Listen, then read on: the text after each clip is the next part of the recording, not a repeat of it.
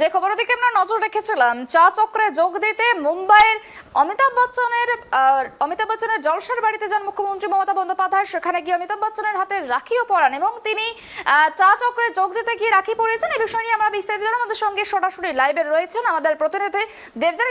যে বিষয়টা জানতে চাইবো, অমিতাভ বচ্চনের বাড়িতে মুখ্যমন্ত্রী মমতা বন্দ্যোপাধ্যায়, এই যে দুজনের সাক্ষাৎকার, এই সাক্ষাৎকারের তাৎপর্য কি?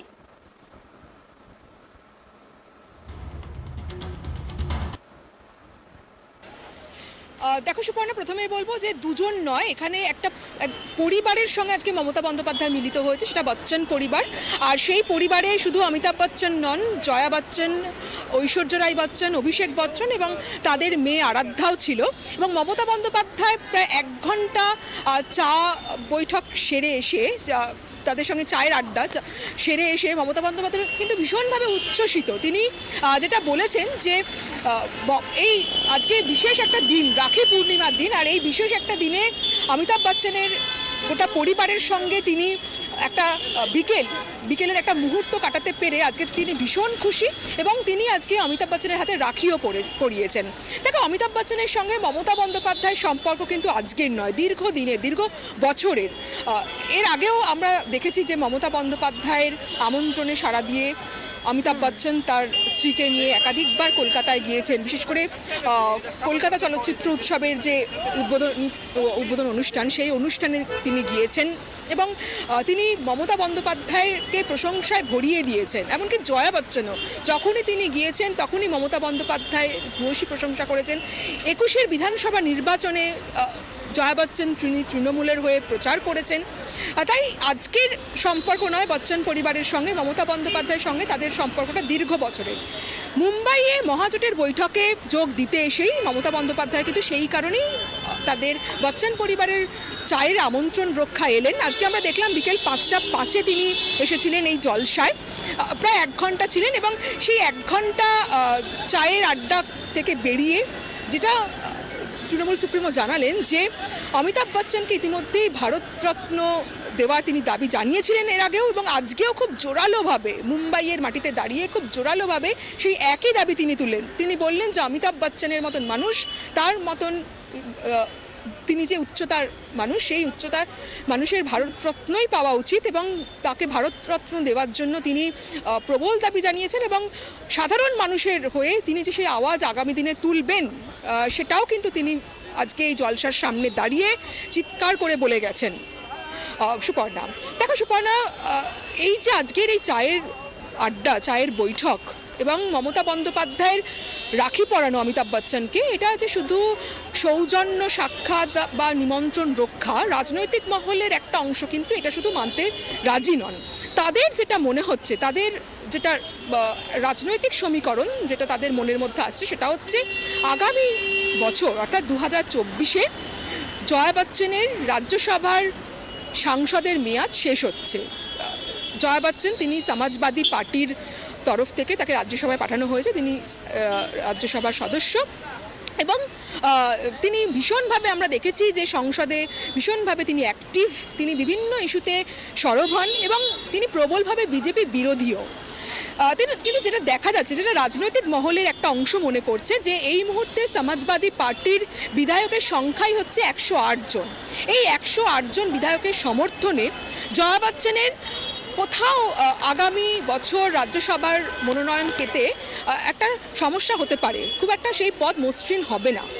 তাই তিনি হয়তো, যেটা তৃণমূল শিবিরেরও খবর বা যেটা জানা যাচ্ছে বিশেষ সূত্রে, যে কানাঘুষে চলছে, যে বাংলা থেকে মমতা বন্দ্যোপাধ্যায় হয়তো তাকে রাজ্যসভায় পাঠাতে পারেন। তার কারণ আগামী বছর তৃণমূল কংগ্রেসের যে 4 জন সাংসদ আছে তাদেরও মেয়াদ শেষ হচ্ছে।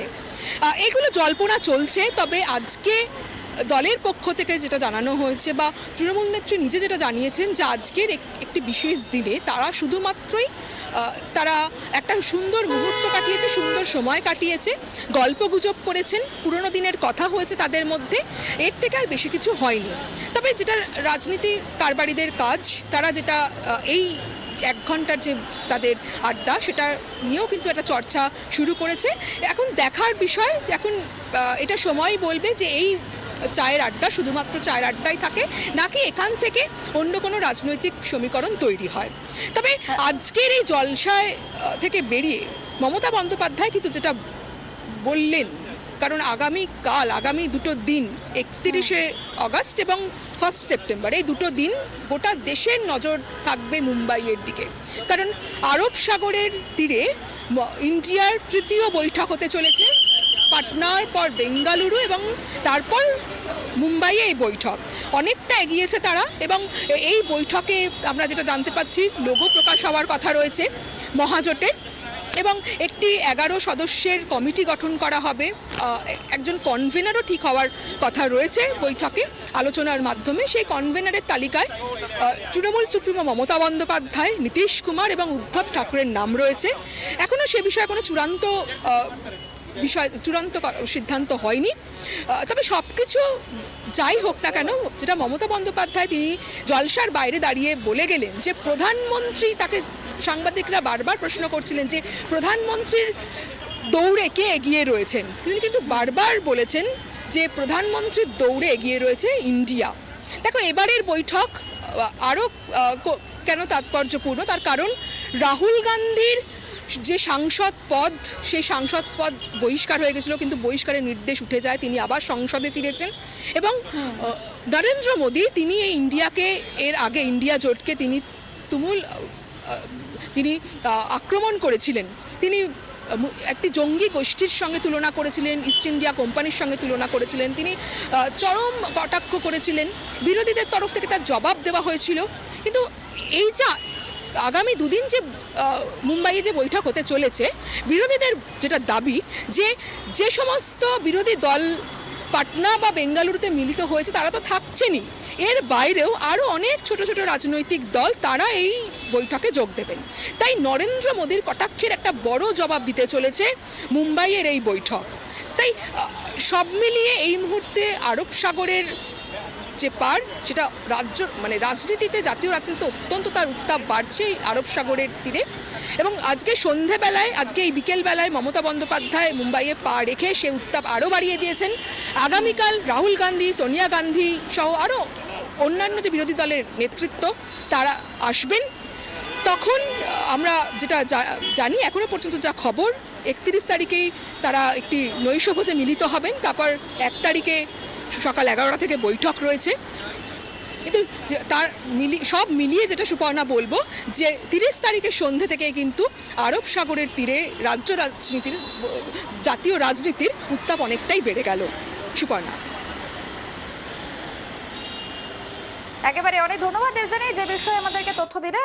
যেমনটা জানা যাচ্ছে যে আজকের যে সাক্ষাৎকার ছিল বচ্চন পরিবারের সঙ্গে মুখ্যমন্ত্রী মমতা বন্দ্যোপাধ্যায়, তা অত্যন্ত তাৎপর্যপূর্ণ এমনটাই মনে করা হচ্ছে। এবং মুখ্যমন্ত্রী মমতা বন্দ্যোপাধ্যায় আজ বচ্চন পরিবারে গিয়েছিলেন, সেখানে গিয়ে অমিতাভ বচ্চনের হাতে রাখি পরিয়েছেন এবং তাদের বচ্চন পরিবারের সঙ্গে কিন্তু দেখাও করেছেন। তিনি কিন্তু ভারতরত্ন দেওয়া হবে অমিতাভ বচ্চনকে, এই কথাও কিন্তু তিনি আজ অনেকটাই জোরালো গলায় বলেন। এবং আরও যেটি বিষয় প্রকাশ্যে আসছে, যে কলকাতা আন্তর্জাতিক চলচ্চিত্র উৎসবকে কেন্দ্র করে উৎসবে কিন্তু প্রতি বছরই কিন্তু উপস্থিত থাকতেন অমিতাভ বচ্চন। সেই কারণের জন্যও কিন্তু যেহেতু সামনেই কলকাতার আন্তর্জাতিক চলচ্চিত্র উৎসব আসছে, সেই জন্যই কিন্তু মুখ্যমন্ত্রী মমতা বন্দ্যোপাধ্যায় বচ্চন পরিবারের সঙ্গে সাক্ষাৎকার করতে গিয়েছিলেন, এমনটাও কিন্তু কানাঘুষো শোনা যাচ্ছে।